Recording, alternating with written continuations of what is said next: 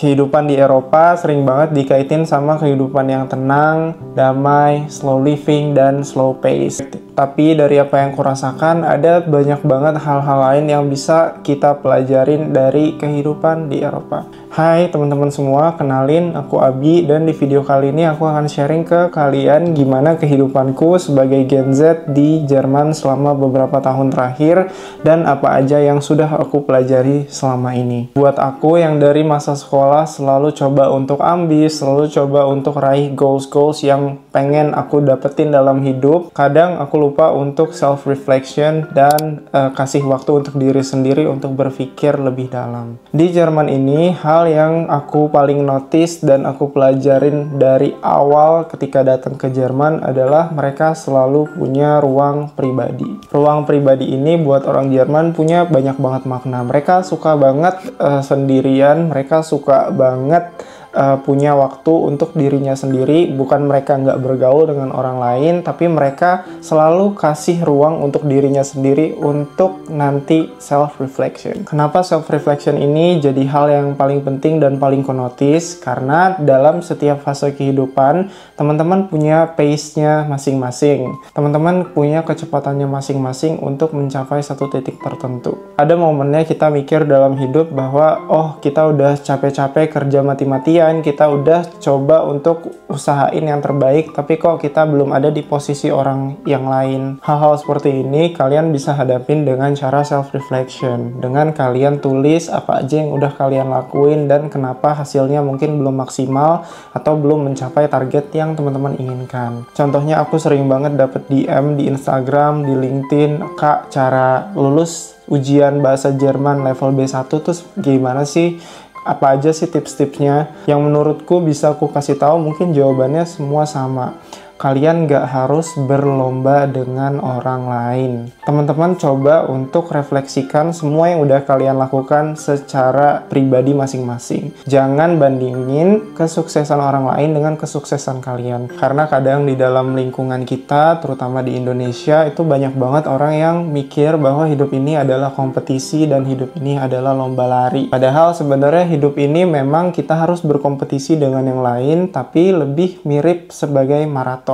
Banyak orang yang start duluan, tapi di tengah jalan mereka nggak kuat untuk lanjutin maratonnya. Tapi ada juga orang lain yang terus lakuin satu hal secara konsisten tiap hari untuk jadi yang terbaik di bidangnya. Dan orang-orang seperti inilah yang nantinya akan, dalam tanda kutip, memenangkan kompetisi dalam kehidupan. Jadi, untuk dapetin goals kalian masing-masing, kalian harus pakai logika maraton ini dan coba untuk self-reflection, kasih ruang untuk diri kalian sendiri dan paham bahwa hidup ini bukan lomba lari. Karena ada pepatah juga dalam bahasa Jerman, in der Ruhe liegt der Kraft.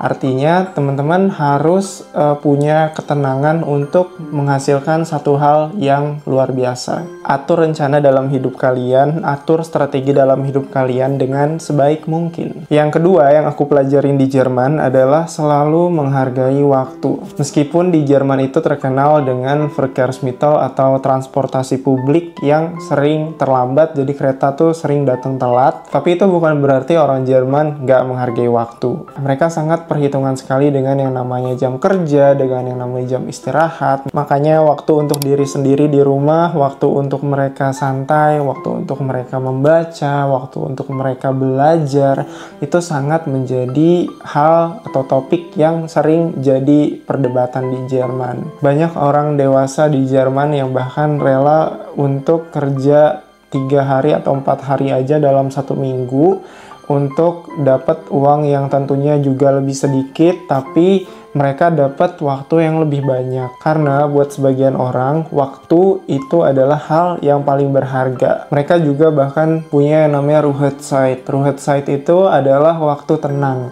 Jadi teman-teman dari jam 10 sampai jam 7 pagi atau jam 6 pagi, kalian harus tenang dan kalian nggak boleh berisik di Jerman. Dan juga contohnya di hari Minggu itu hari yang benar-benar tenang, supermarket semuanya tutup, toko-toko tutup, jadi kalian nggak bisa beli apa-apa juga di Jerman yang pada umumnya di hari Minggu.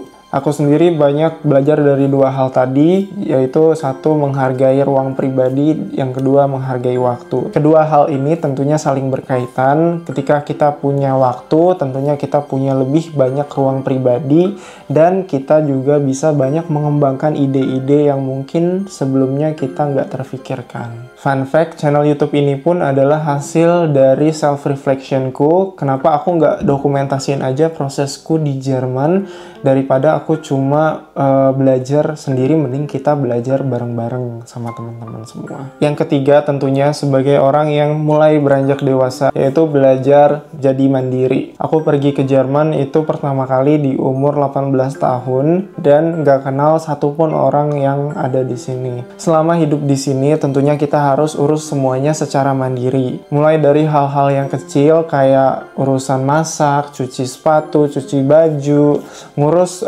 kebutuhan yang ada di rumah, itu semuanya tentunya harus diurus secara mandiri. Tapi di Jerman yang paling sulit adalah mengurus urusan administrasi. Tinggal di luar negeri dengan kewarganegaraan Indonesia, tentunya kalian akan menghadapi banyak banget hal-hal administratif. Contohnya kita harus ngurus visa, ngurus izin tinggal, ngurus dokumen-dokumen yang berkaitan dengan apartemen, ngurus kontrak kerja kalian, dan segala macam hal-hal administratif lainnya. Banyak orang yang akhirnya menyerah, akhirnya give up untuk survive di Jerman dan mutusin untuk balik lagi ke Indo karena mereka mengalami kesulitan ketika mengurus dokumen-dokumen administrasi ini. Jerman itu dikenal dengan negara yang sangat strict dengan aturan.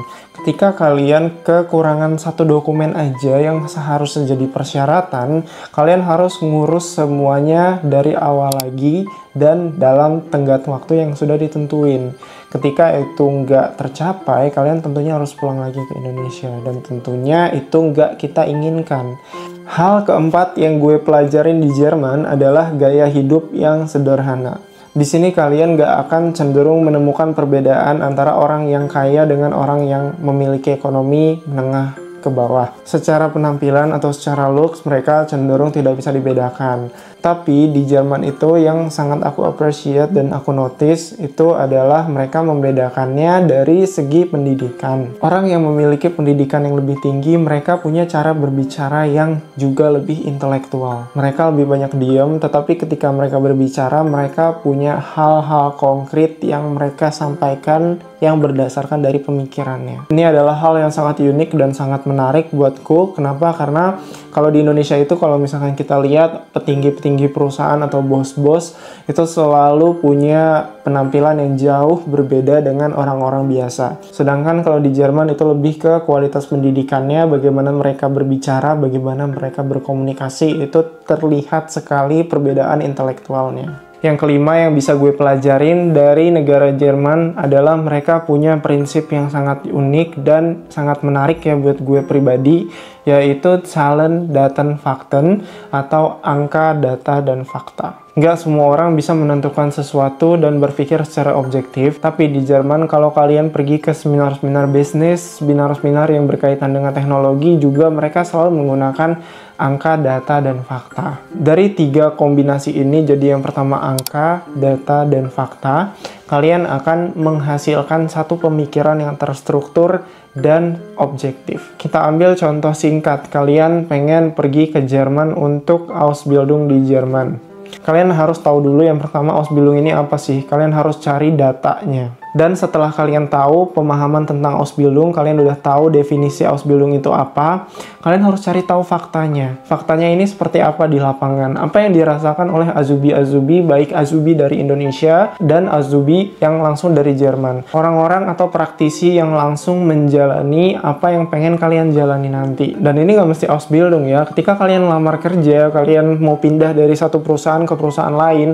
tentunya kalian harus lihat dulu gimana pengalaman orang di sana, faktanya seperti apa yang mereka rasakan di sana. Apakah perubahan posisi dari tadinya mungkin wirausaha atau entrepreneur dan kalian pindah ke sektor yang lebih formal, kalian pindah ke perusahaan, kalian kerja di sana, apakah itu akan jadi lebih baik secara penghasilan dan lain-lain. Itu harus kalian tentukan dari awal. Yang ketiga adalah angka. Kalian harus perhitungkan baik-baik return atau timbal balik dari investasi yang sebelumnya sudah kalian keluarkan. Kalau bahasa ekonominya return of investment. Kalian harus benar-benar hitung berapa ROI yang akan kalian dapatkan ketika kalian contohnya ikut program Ausbildung. Misalkan kalian punya uang 50 juta, apakah 50 juta ini akan menghasilkan uang yang lebih banyak ketika nanti saya Ausbildung, atau malah saya minus dulu tapi nanti suatu saat akan untung? Berapa lama jarak yang saya butuhkan dari awal investasi sampai akhirnya dapat untung? Hal-hal seperti ini kalau kalian pikirin dengan mateng, dengan pemikiran yang benar-benar clear, yang objektif, dengan angka, data, dan fakta tadi, itu kalian bakalan dapetin hasil yang tentunya lebih memuaskan. Jangan sampai kalian udah pergi ke Jerman, udah Ausbildung, tahun pertama kalian bilang, oh kok saya uangnya belum banyak ya, kok belum bisa beli rumah ya, belum bisa beli mobil. Hal-hal seperti ini sering banget kejadian karena teman-teman nggak pikirin dulu, teman-teman nggak research lebih dalam tentang apa hal yang akan kalian tentuin ke depannya. Pelajaran kelima yang gue ambil ini menurut gue sangat nyambung dengan pelajaran pertama tadi tentang self-reflection. Kalian kombinasiin deh dua hal itu. Coba pikirin semuanya dengan angka, data, dan fakta, dan pikirin ketiga hal ini di ruang pribadi kalian. Jadi kalian benar-benar coba self-reflection dan pikirin dengan tiga hal ini tentang keputusan yang akan kalian ambil ke depannya. Karena itu semua demi masa depan teman-teman, kalianlah yang akan menentukan kemana arah kehidupan kalian selanjutnya. Dan apakah kalian akan sampai ke garis finish dari lomba maraton yang tadi kita udah omongin di awal. Mungkin itu aja video dari gue kali ini. Jangan lupa teman-teman support channel gue untuk terus berkembang. Like, comment, dan subscribe. Ciao!